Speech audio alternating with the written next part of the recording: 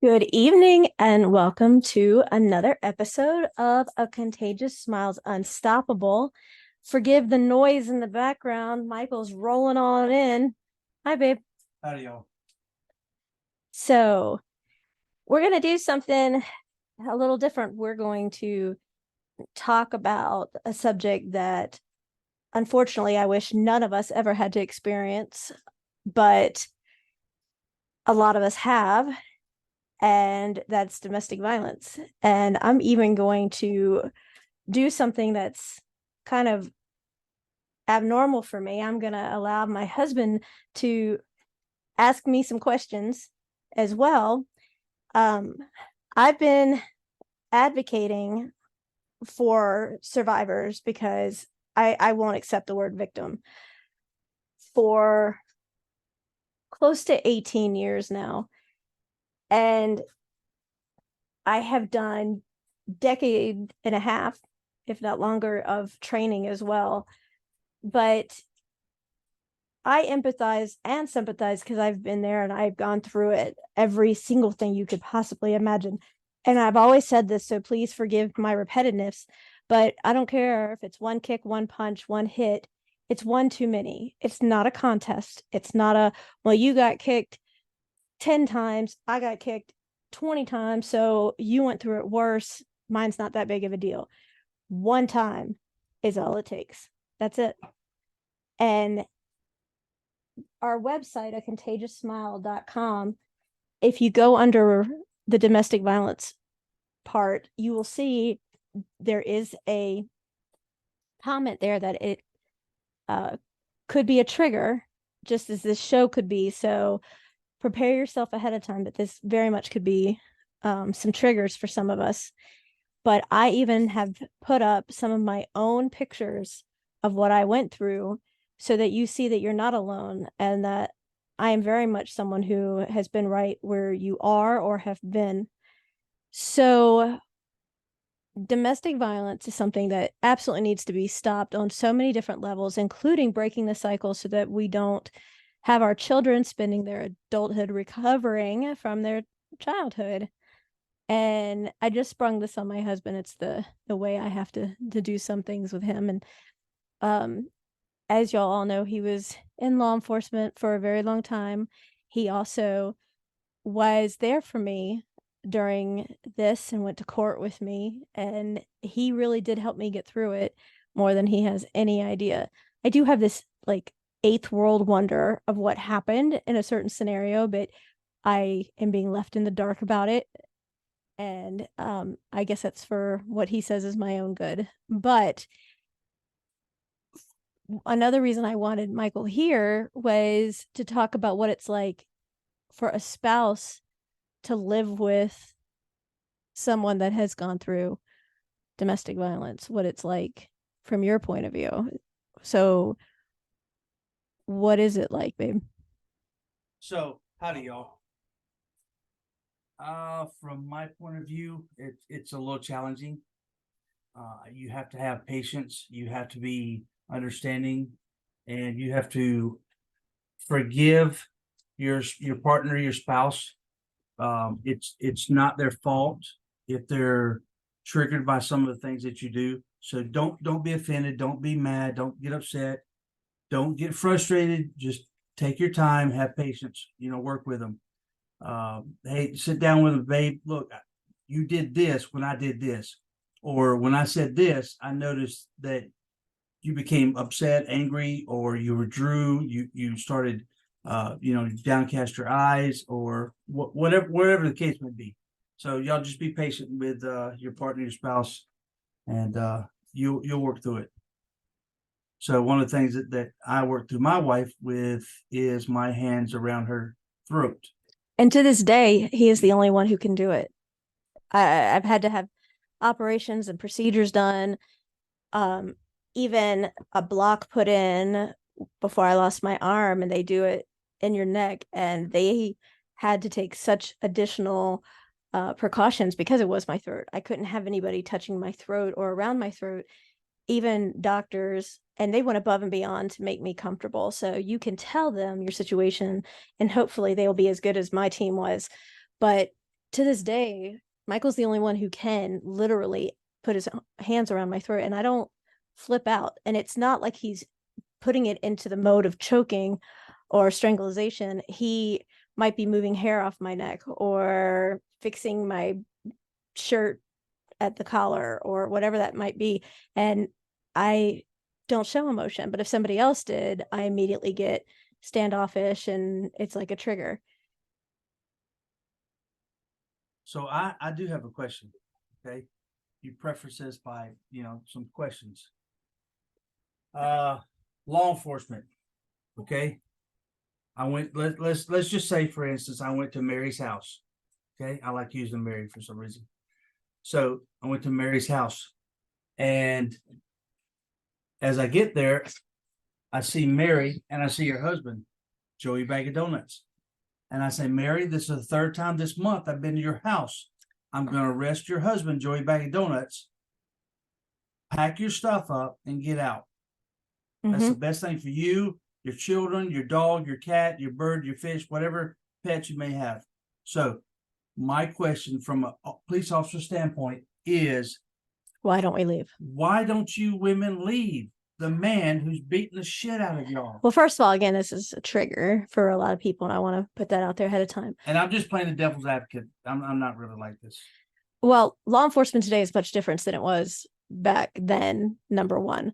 Number two, the situation is much harder to explain for people who haven't walked in those shoes, because say, for instance, this is what we've come to know. Like, remember how I was when we dated prior to me getting involved with that piece of shit.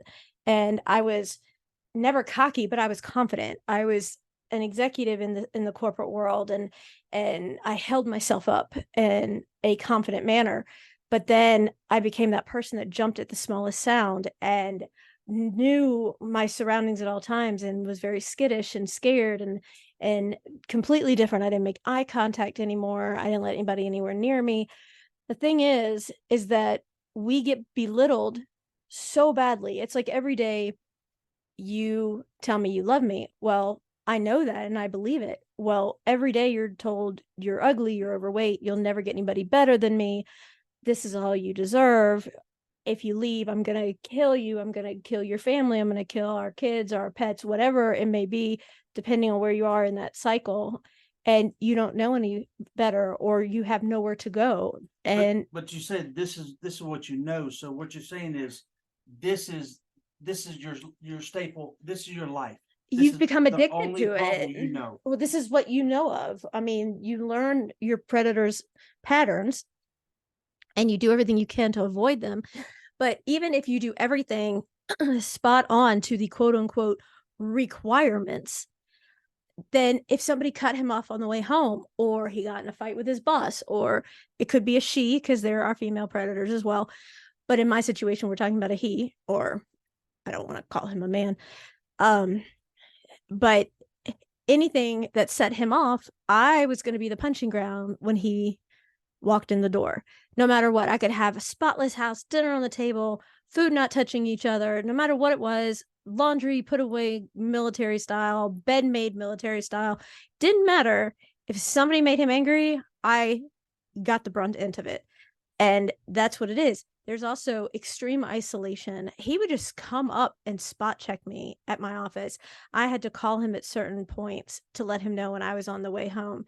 And literally, it's like you just are captive in it's not a home. You're like in a larger jail in a way. And I always say it's like being asthmatic and being locked up in a room with people who are heavy smokers, and there's no windows or doors to help you breathe. And it's very hard because a lot of time your attackers hold everything over your head. They don't allow you, but maybe even an allowance. They hold you over financially. You don't know how you're going to get out. You don't know how you're going to keep safe. You don't know how you're going to survive. You even consider leaving, and that's the most dangerous. And you know that is the most dangerous time for a woman, because that's when everything escalates like it does. And the one time I did try and leave in the beginning, I lost my puppy because of it. And that to this day weighs on me. Okay, so the question was, why don't you leave? So one thing you pointed out, you're in this bubble. This is your whole world. This is all you know. You don't know anything outside of it. You've been Two, stripped of everything. you're let's say you're ignorant of I don't what's think out that's a there. fair adjective to Okay, use on so us. you We've been programmed to accept this as our life right, at that point. and then you have the fear factor. Absolutely. Okay, Of he what's he going shot to do to right. your He shot family and or killed your your pets. pet, Right. which is some some people's kids. They are our kids. Yes. Our dogs now are also our kids. So okay, so continue that. That's one aspect of an answer. Right. And if you don't have your, if I want to call it ducks in a row, that's why so many times women go back, because they don't have enough finances to survive. They don't have their ducks in a row where they can get out and stay out. And they have to have an evacuation plan in a way so that it's in order and they know what they're doing. And when I got mine in order, I definitely, definitely had mine in order and I never went back. And it's an excruciating thing. And, for the longest time, I wouldn't go to the trash can without being, you know, carrying a gun or knives or both, or even to go to the trash can, or, or whatever that is, because you have this, and every situation is different, but abuse is abuse. And whether it's verbal, physical, emotional, sexual, financial, it's a controlling, manipulative thing. And people say, well, it's not really his fault. He had a bad childhood. Okay, well, a lot of people have had bad childhoods. So that's an excuse. That's an excuse that's given. Oh, yeah, but that's an excuse that's given them to the predators that is almost like a get out of jail free card. But so many of the women who defend themselves, they're the ones incarcerated these days, which to me, I'm sorry, is bullshit. Because what are we supposed to do? Just wait for the morgue to get called and leave our wishes somewhere? No. And he made it very clear that he never started the abuse until I was pregnant, because he knew I'd fight back. And I made a deal with him. I said, as long as you don't hit my stomach, I won't fight you back. Because, and one of the things that people say all the time is, well, why didn't you just get up and leave in the middle of the night or something? I would be woken up with him straddling me, punching me in the face to go get him some water. So one of the things that you're taught from day one in any kind of martial art training is you de-escalate the situation. You can't de-escalate the situation when it's ongoing. You're like, as an officer who responds to a call, you're on high alert, your adrenaline's rushed. On my situation, my adrenaline never got to go away because you're always on high alert. You're always wondering the what if. He would hit me, and if I cried, I'd get hit again. If he hit me with a belt and I cried or whelped, I would get hit again. He trained me to basically take his fist, is basically what it boils down to. So to piggyback off the last thing that I pointed out was fear, and you brought this up. How, in your opinion, how deep do these predators, these monsters, dig into your life? How much do they know about you, your family, your friends, your social life you had before, to instill that fear, to find you if you, like you said, would up and run away? Well, they know your patterns, they know your behaviors. In the very beginning, they are incredibly charismatic, they're incredibly charming. And I've always said from day one, my best friend who passed away, when she met him, she looked at me and thought it was a joke, because she was like, there is no way you're with this guy. And I was never physically attracted to him.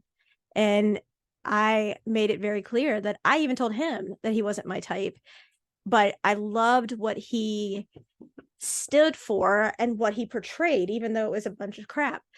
Hey, Stucco came in here. Knuckle came for a visit Because he wants to see his mama. He's probably giving you that comfort. He wants his mama. He's trying to get to mama. They're very charismatic, and they tell you, they find almost like your Achilles heel, and then they play it. Mine was, and I'm sorry, I don't want to say anything that hurts you. Mine was I wanted a family, and you knew that. I wanted a family so badly, and he found that card and he played it. He told me how his family was so big into foster kids, and he wanted kids, and that's all he wanted in life, was to have a family. And physically, he was not my type. He was absolutely not my type physically, but they become unbelievably charming. They brag about you to everyone in the beginning. They just make you this amazing part of their life. They put you up on a pedestal. They brag about you to everybody. And then they get their claws in you to try and hurry, and get you into the express lane of a serious relationship where the isolation games can begin. And I didn't live with him until after we were married because of my career and my apartment and things of that nature. But that's how it begins. And then everything changes. So I want to go back to my question. Why don't you leave? So now, having heard all this testimony from my wife, um, is there an escape plan? Yes. Is there someone out there that can help these survivors, these current victims? Again, I hate that.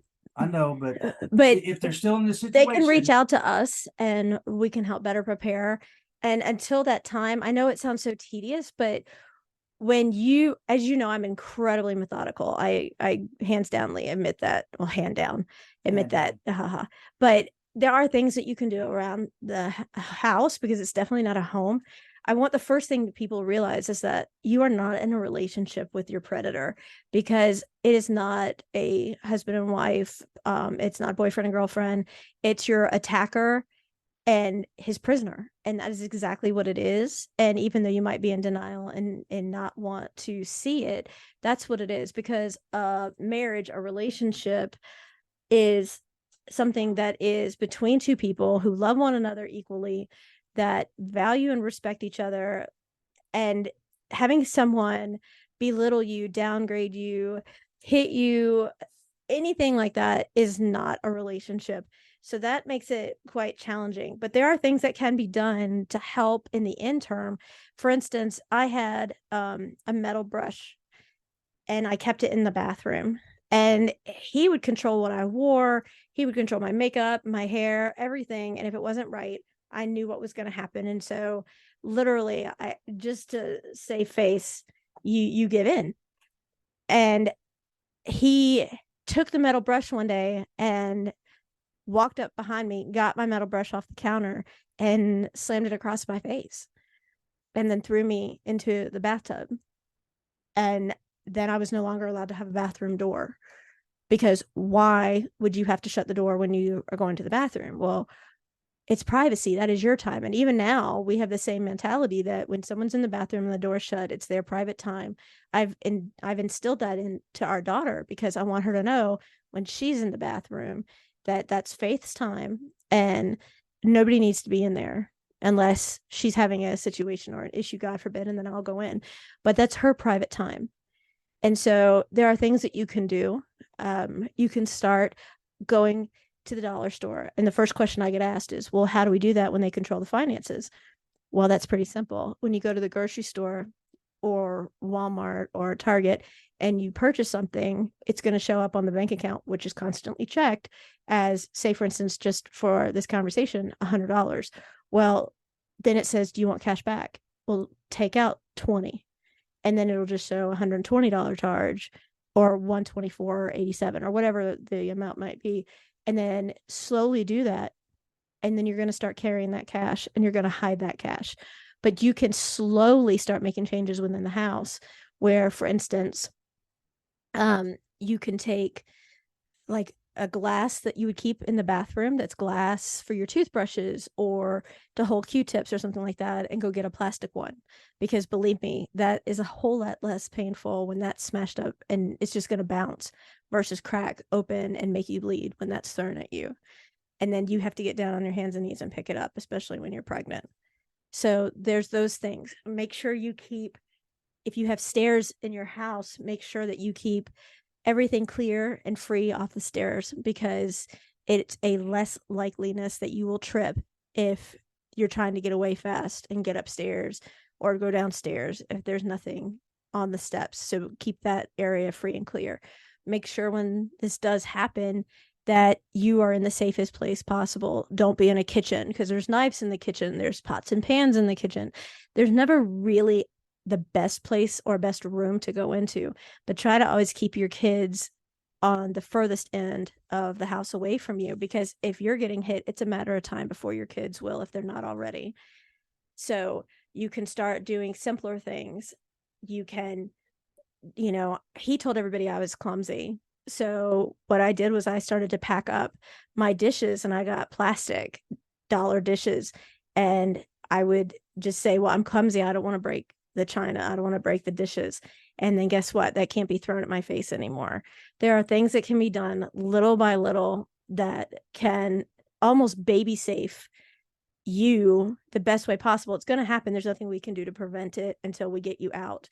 And there are things that can be done in the interim and make it, it's never going to be tolerable, but a little more safe, if you will.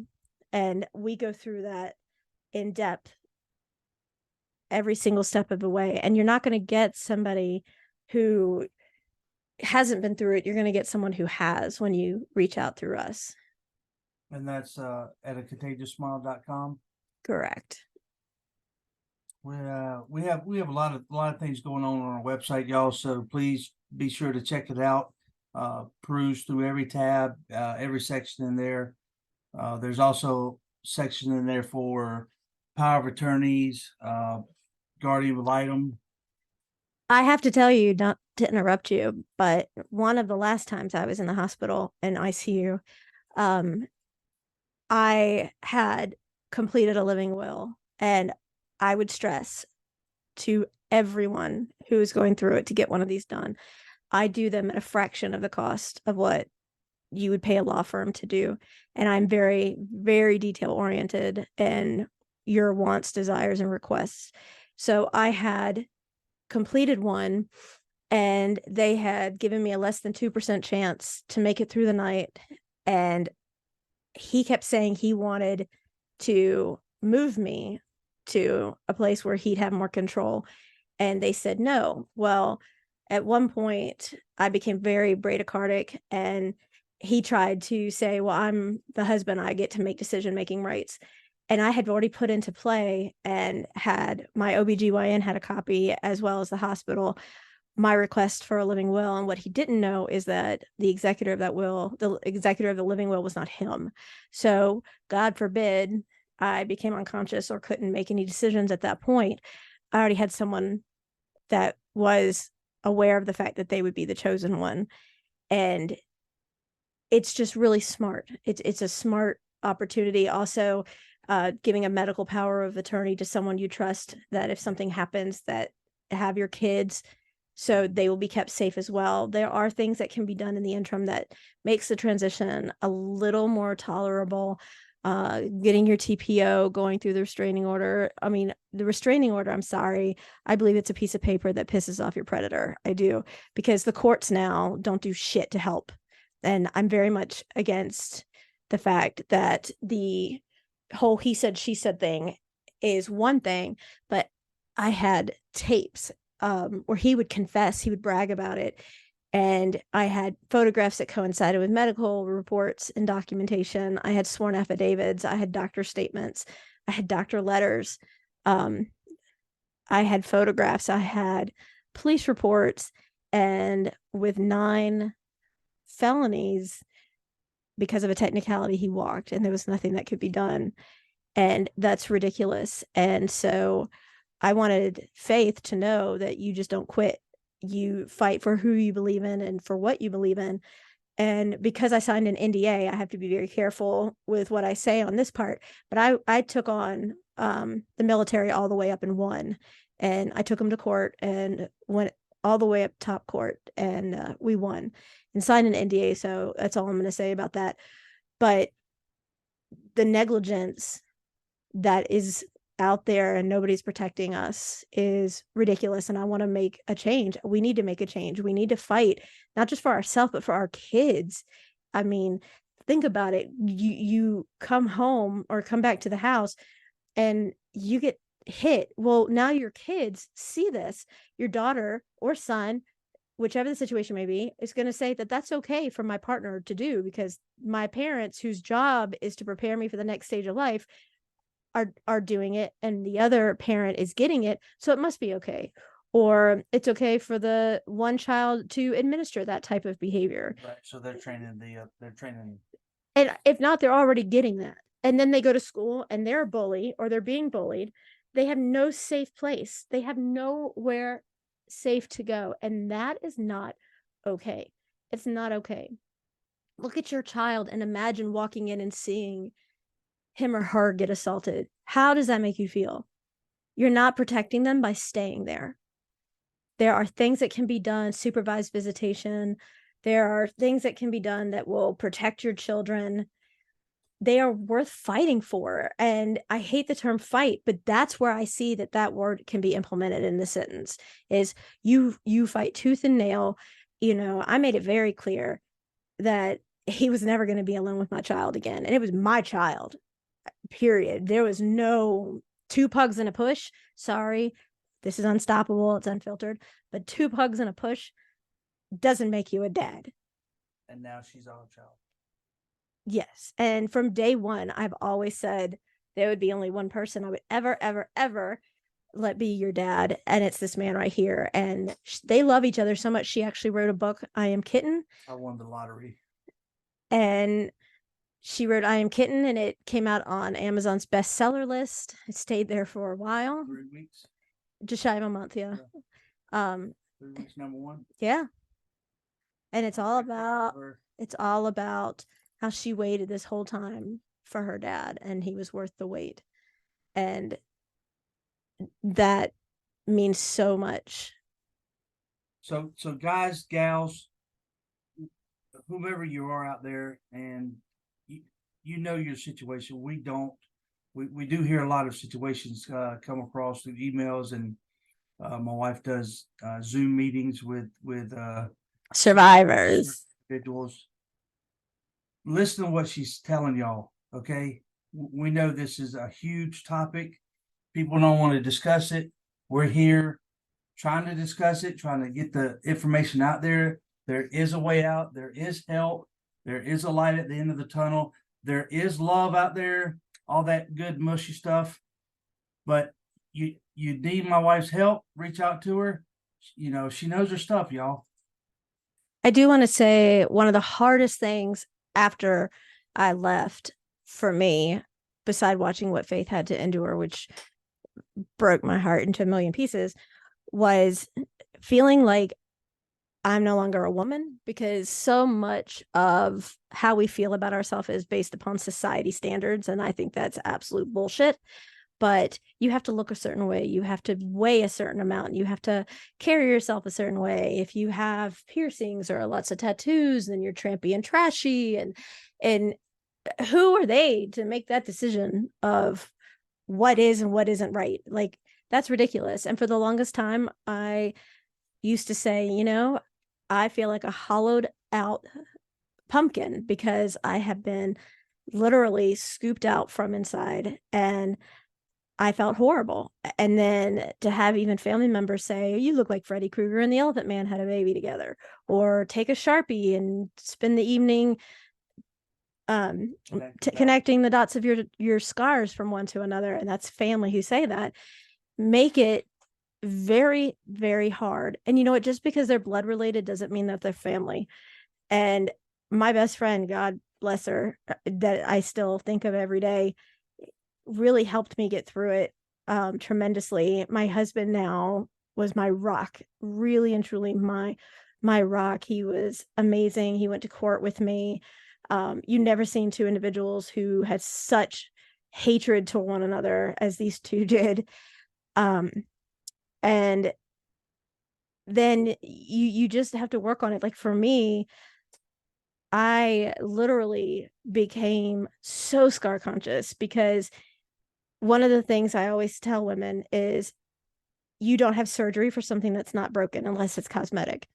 Well, I've had over 100 surgeries.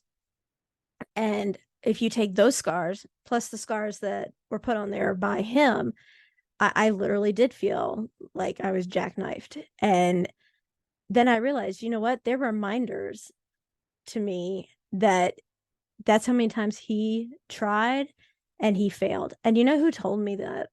Faith, our daughter did. She said to me, "You are a warrior because look at your battle scars. Look at your what did she call it? My shield of strength. I think that's what she called it. She said all of these scars are reminders of how strong you are." And she was still maybe 8 or 9 years old. And I looked at her and then I felt like the biggest piece of crap because here I am feeling sorry for myself because I do have a lot of scars from stabbings and surgeries and things of that nature. But she was right that those are reminders of how many times he failed. And I started putting tattoos on. I didn't have tattoos like this before what happened. And I started putting tattoos on of the journeys that we had gone through and succeeded. And it really is amazing. And now I look down and I think we weathered that storm. We did it. And you don't have to be alone. You're not alone. You know, I tell people put our podcast on, black out the screen on your phone and listen for inspiration and support. You're not alone at all. And it's so imperative that you know that, you realize that, because it is you. If you go back and think about who you were before you got into the situation with the person who is not that person, then you will realize that we can make you come back and be much better than ever before, because that tiny little light that you think is flickering down to nothing can start a wildfire, and we can help bring that back to life. And we also have puppies to help along the way. I can't tell you how much Stucco has helped me, because even when I came home from this major last surgery, he was only a couple months old and no training, no nothing. And he just made me feel a gazillion times better. And you can't be unhappy when you have one of these golden retrievers around. You can't. I don't care who. Well, maybe. And he doesn't leave her side.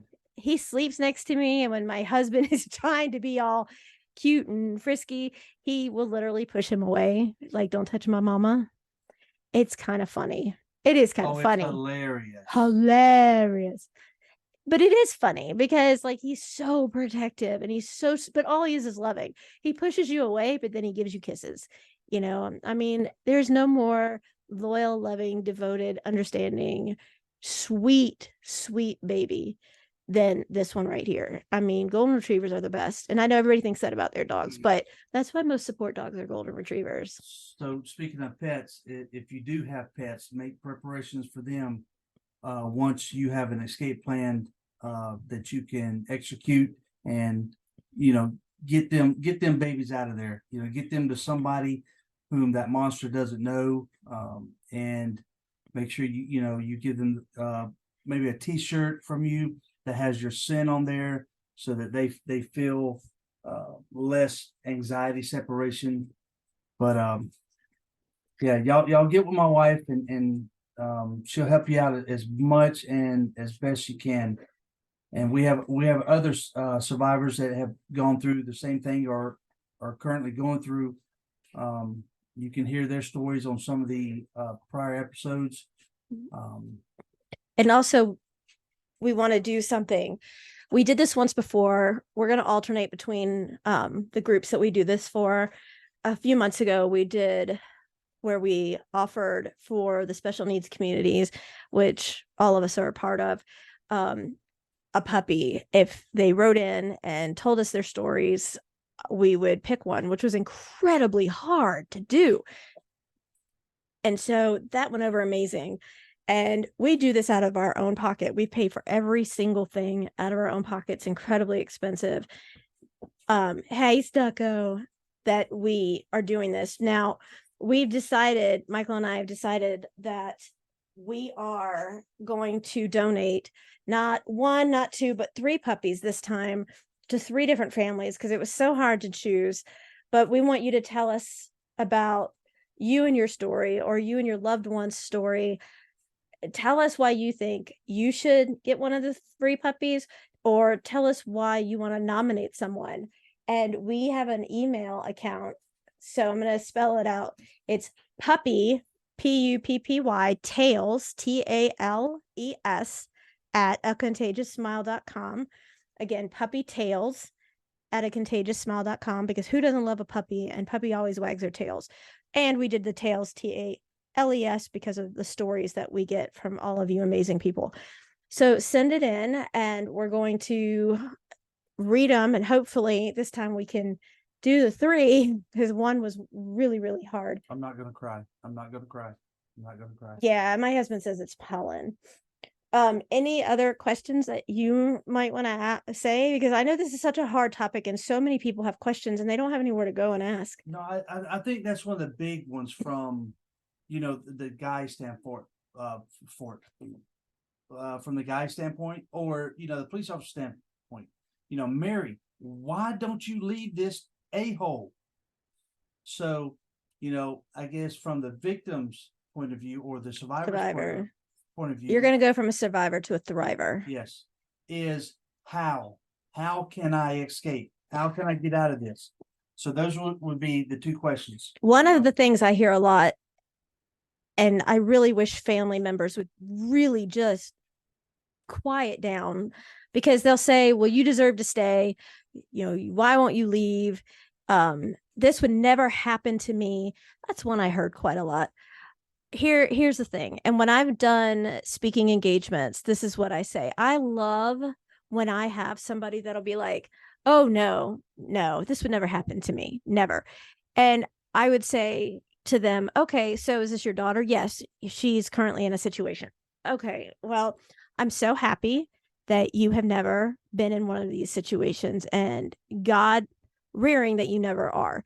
So here's the thing. 1 in 4 women in the civilian sector go through some sort of domestic violence in their lifetime. 1 in 3 in the military and in law enforcement. Now, that's what's reported. So just take a moment and really think what those numbers would be like if all of them that are transpiring are actually reported.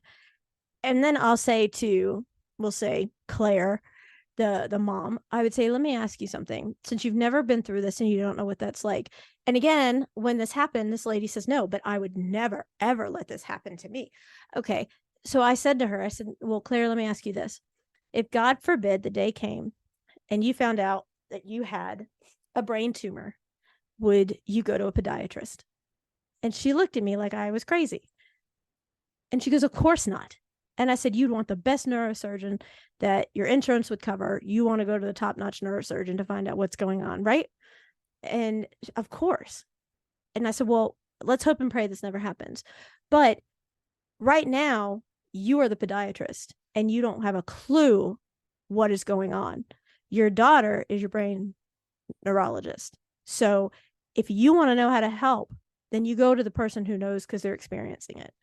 You don't need to even metaphorically kick us while we're down. We couldn't feel any lower than we already do.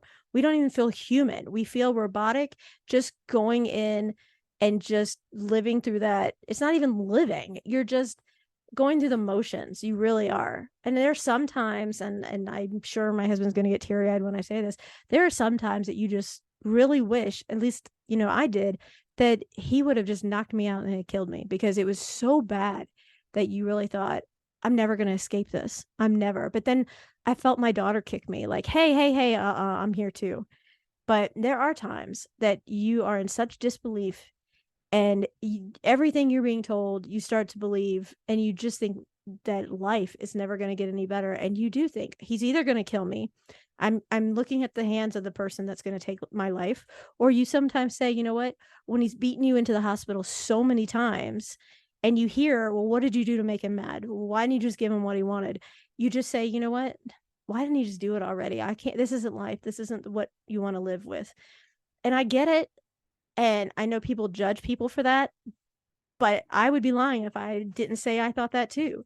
Because when you are getting hit every single day, then what happens is that's what you begin to know and what you begin to believe. Do not give Stucco those. He's already had his vitamins today. Thank you. But you begin to believe that. Good job. See? So I understand completely. I am a human being just like you. I understand what it's like to say, is this the life I deserve? Is this the best that's ever going to come for me? No. Think back to before you ever got in a relationship, because in the beginning, it could have been a relationship. Think about who you were then and realize that you can be a million times stronger and better. And you are not alone through this process at all. I agree. I agree. You can come out on top way, way better than, what you started out as. And don't think of that as a monster. Don't look at that and give them that much credit. They are a coward. They are absolute pieces of crap. Who, you can't say that that's a man. A man or woman does not raise their hand to someone in an unwarranted manner. Walk the hell away. If you're that angry, walk away. You're probably angry at yourself for whatever it is, and you're taking it out on the person that you absolutely shouldn't be taking it out on, which is anyone other than yourself, because you're unhappy with something within yourself. It's an insecurity problem. It's an insecurity within yourself. Your attacker is going to say, oh, well, you're going to cheat on me, or you are cheating on me. More than likely, they're the ones who are cheating. Now, in all fairness, I did give my ex absolute carte blanche to go and cheat. And people thought, why would you do that? You know why? Because he wasn't home beating the shit out of me. And I knew when he was in that courting period, when he's out there meeting the next one, I'm sorry, at that point in time, I was trying to survive and keep my daughter and I alive. And if he's out there just going out and meeting other women, he's not hurting them, because as you know, there are phases. And in that phase, he is that charismatic mask that he portrayed to us in the very beginning. And so I absolutely told him, by all means, go get someone on the side. And that kept him away from me. What was that word you used? Carte blanche? You never get carte blanche. What is that word? I'm a dumb redneck. It just means I give him the go ahead. Okay. He could go out and tap whatever he wanted. Which is, a smart tactic, if he's away from you, then he's not hurting or beating you or the kids or the pets. He came to see me in the ICU time and time again, all whatever ready to go, and said, I had to make my appearance so people could say I was here. I got to go meet my girlfriend. And he'd leave. Wow. Okay, Yeah. Go. And then he would only come at night because the medical staff was less at night. And he would come in and say, oh, you need to take these. And he would try to give me drugs and I wouldn't do it. And I learned to go to sleep when he wasn't there. So I stayed up all night, because the one time I tried to pick up the phone and I actually was going to call my husband now, obviously then he wasn't, he took the phone and beat me in the face with it for even contemplating, because he was just, you just don't cross those lines, and you have to get very, much into the safe zone to keep yourself here. So one thing that my wife did years later, after she, got out of the situation and began to come out of the shell, so to speak, she wrote down her memoirs of what happened, what transpired. I actually started that when Faith was in the NICU, because I was being I can have the word there somehow. Help me out. Interrogated? Thank you. I was being interrogated by everyone and their brother, it felt like. But those were more for evidence. No, I started writing this down because Faith was in a medically induced coma, and you couldn't stimulate her because it could hurt her after the surgery she had. And so I laid there. I got rattle socks on her. So if she moved, she had little rattle socks on, and I had my hand. She could hold my pinky, but I couldn't rub on her hand or anything. And I started just venting to my computer because I had no one to talk to. I was in a wheelchair. I had no one to talk to. I had no one to scream or yell or whatever at or cry that I knew. And so I just started, because they would come in and say, well, who saw him break your nose? What time of day was it? What day was it? You know what? When you're getting your face bashed in, you don't know what time of day it is. You don't know who's standing around you. What color socks? Right. You don't know any of that stuff. And you know what? I couldn't tell you, but you know what? I own everything that I did. Did I scream at his command? You're damn right I did. I threw them out. And you know what? I owned it. I owned it every step of the way, because what was I supposed to do? Say to them, hey, you want to come have some milk and cookies? I warned them time and time and time again that this was happening. It even happened in front of them. And they did absolutely nothing, which hinders why I went after in court civilly and won. But again, NDA, I have to not talk about that. But you just feel so helpless. So I started writing my memoir, and it took me 10 years. And I had an amazing respiratory therapist of Faith say to me, you're doing an injustice not to publish it. And I said, it's not a book. I'm writing just to vent and have something to put my thoughts to, because I'm watching my daughter code every day and have seizures every day in the NICU. And it's the scariest thing ever. I'm in a wheelchair. I mean, we have doggies running everywhere. But you just do that. And then I wrote this book, and it was probably a year after I wrote it, somebody reached out to me and told me that they came across it and they read it and it saved their life. And that alone was reason enough. Absolutely. Absolutely. Okay, Stucco brought his ball in here. I think he wants to go play, He probably does want to go play for a little while. even though it's nighttime. Oh yeah, last night when I was in there, he was rolling it under the furniture and I had to get up and get it. And then he was all loving because he threw it on your side. That's my husband's fault. He's rallying up the doggies. So the name of your book, Who Kicked First? we can find it on our website. On Amazon right now. Okay. Also, if you reach out to me, I'm happy to send one autographed or whatever as well. I will love to have other survivors come on and tell their stories. Number one priority is we keep you confidential. It's safe. I don't use your first name. I don't say where you are geographically. And after we record, if you're not comfortable, to hell with it, I'll throw it away. It's not about that. It's about the empowerment you get from telling your story and hearing it from your own voice out of your own mouth. That's when you really realize that you are a thriver. Right. And when you hear it, it makes such a difference. And like I said, we'll use a different name. We do not use video. And it makes such a difference. And maybe just one little thing that you say when we're talking saves someone else's life and helps them get through what we're going through. It's not an interview. It's like two friends having a conversation, which is how I do our podcasts.